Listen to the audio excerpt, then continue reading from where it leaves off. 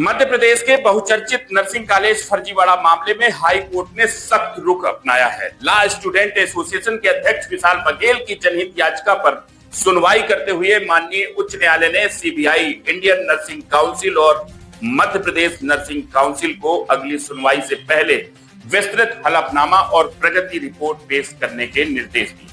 मुख्य न्यायाधीश संजीव सचदेव और न्यायमूर्ति विनय सराफ की पीठ ने सीबीआई से साफ तौर पर पूछा है कि अब तक की जांच में किन किन लोगों और संस्थानों की संलिप्तता सामने आई है और उनके खिलाफ क्या कार्रवाई की गई है। वहीं इंडियन नर्सिंग काउंसिल और एमपी नर्सिंग काउंसिल को भी निर्देश दिए गए हैं कि वे उन अधिकारियों के खिलाफ उठाए गए कदमों की जानकारी दें जिन्होंने मानक विहीन कॉलेजों को मान्यता दी। गौरतलब है कि वर्ष 2020-21 में खुले सैकड़ों नर्सिंग कॉलेजों की मान्यता प्रक्रिया पर सवाल उठे थे। सीबीआई जांच में करीब 800 में से 600 कॉलेजों में भारी कमियां पाई गई। कहीं भवन नहीं, कहीं लैब नहीं और कहीं लाइब्रेरी का अभाव। तो कई कॉलेज तो सिर्फ कागजों में ही संचालित हो रहे थे। याचिकाकर्ता ने यह भी आरोप लगाया है कि अपात्र पाए गए कॉलेजों के छात्रों को दूसरे संस्थानों में स्थानांतरित करने के बजाय उनकी परीक्षाएं कराई जा रही हैं। फिलहाल हाई कोर्ट ने सभी आवेदनों को लंबित रखते हुए साफ किया है कि दोषियों को बख्शा नहीं जाएगा।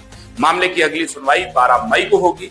इस मामले में विशाल बघेल ने क्या कुछ कहा है वह भी आपको दिखा जी।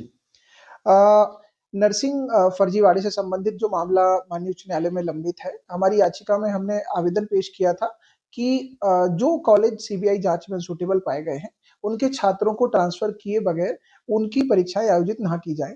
वहीं दूसरी ओर नर्सिंग काउंसिल ने आवेदन पेश किया था, जिसमें उन्होंने कोर्ट से अनुमति मांगी थी कि कुछ परीक्षाएं जो नर्सिंग की आयोजित की गई थी, उनके परिणाम घोषित करने दी जाएं और कुछ परीक्षाएं जिनका आयोजन प्रस्तावित था वो लेने दी जाएं।